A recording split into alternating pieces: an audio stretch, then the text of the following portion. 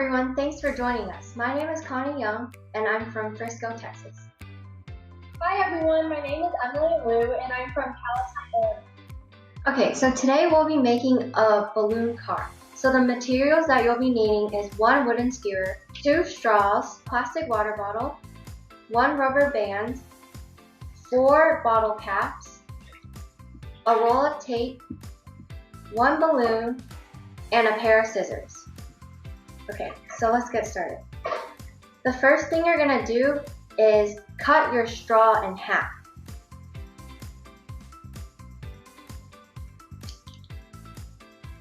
Okay. After you cut your straw in half, all you have to do is tape them like this, parallel to one another, one at the bottom and then one at the top. So make sure they are parallel and horizontally across from the line.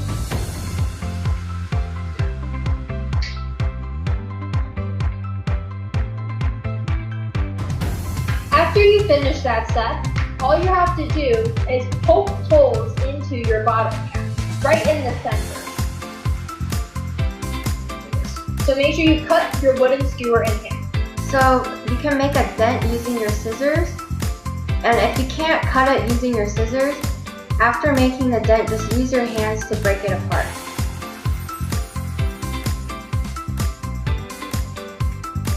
And then you can also use your scissors to help.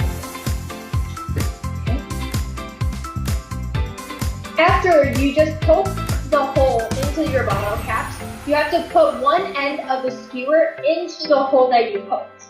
And make sure it is secure on the end of the bottle cap and it doesn't fall off. After, slide your wooden skewer through the straw, and then you're going to grab another bottle cap and put it on the other end.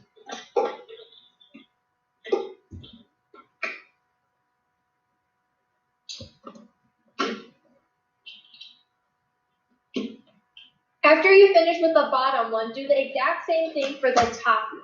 So take your wooden skewer and poke it through the center of the hole that you made through the bottle cap. Now slide it through the straw. And then finish it off with your other bottle cap. And these 4 bottle caps are the wheels of the car. To check if you did it right, make sure it can spin. As long as it spins, then it should be fine. And if your wheels are starting to fall off, you can grab more tape to secure the straw more. Okay, so now the next step is grab your other straw and you're going to put your balloon into your straw like this and then secure it by tying your rubber band over. Make sure when you tie the rubber band, it's not too tight so that you can't blow any air through it, and not too loose so that no air escapes from the balloon either. One way you could test this out to make sure it is tight enough, you could blow air through the end of your straw. If the balloon can be blown up, that means you are doing it correctly. Now, the last step is just to tape your balloon and straw onto the top of your car. So you just tape it on top. Now, the last step is to just blow through the end of the straw to inflate your balloon. And put it on the table and let go. And off it goes. Now we're going to explain the physics behind the balloon car. So Newton has 3 laws of motion that can explain the motion of our balloon car. We're going to go backwards, and Newton's 3rd law states that for every action there is an equal and opposite reaction. So when air is being pushed out of the balloon, air pushes the balloon car forward.